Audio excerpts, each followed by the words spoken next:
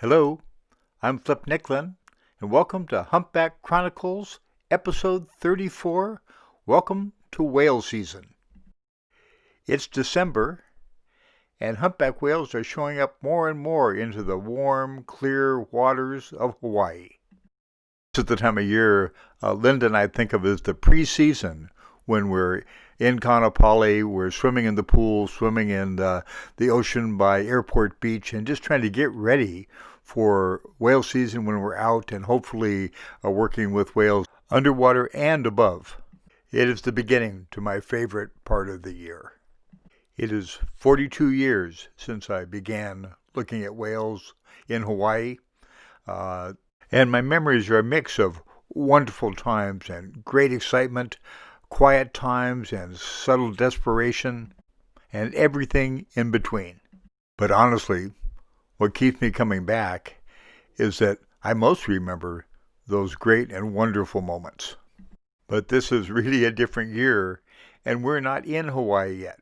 We're hoping to come. We're planning to come. We're not sure when we will be there, but we will be there. I hope.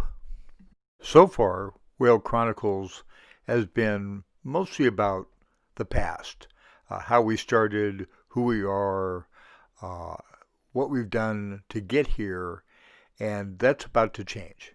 Starting from this point on, I'm hoping to talk about what we were doing this season, what's happening right now, where we're going from here.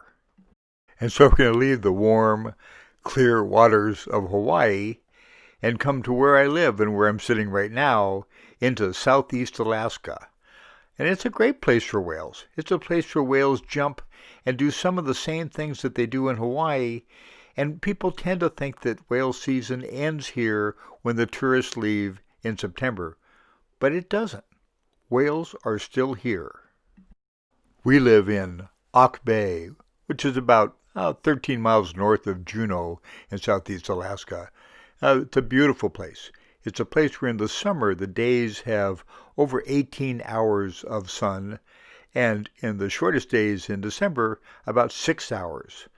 But in those 6 hours, it's beautiful. Even if sometimes there may be a little rain, a little snow, and a little cold weather. But you think of southeast Alaska, you think of whales up here feeding, and that's a big part of things.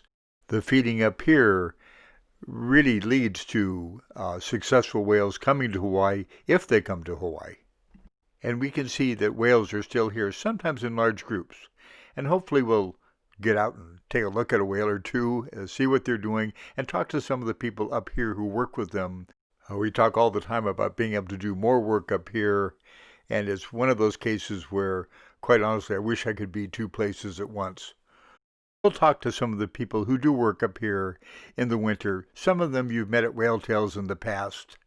And then we'll start, hopefully, getting to Hawaii and looking at whales.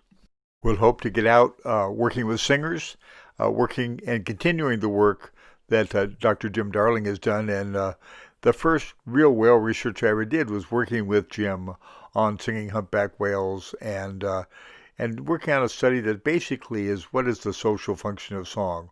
Why are whales singing? We will also hope to continue working with humpback mothers and calves, and working with Dr. Megan Jones on female role.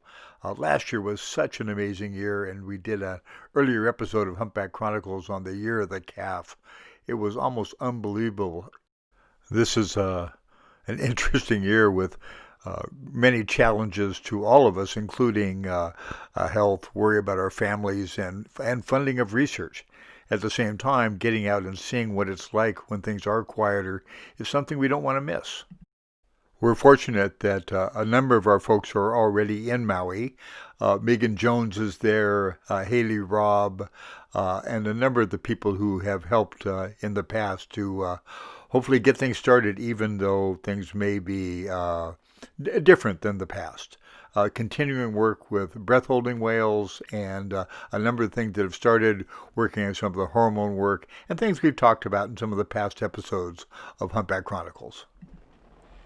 Right now, this week, I've been working on some of the elements for Whale Tales. In February, the 15th edition of Whale Tales, our fundraising support weekend for whale research, and part of it is being virtual. We'll be talking to people that usually couldn't come. So I've talked to people in the Arctic, in Scotland, in Eastern Canada, and Japan. All people were trying to get involved with a very special Whale Tales coming up this year. So thank you. Thank you for your support, and welcome again to whale season 2020 and 2021. Who knows what wonders wait? Bye-bye.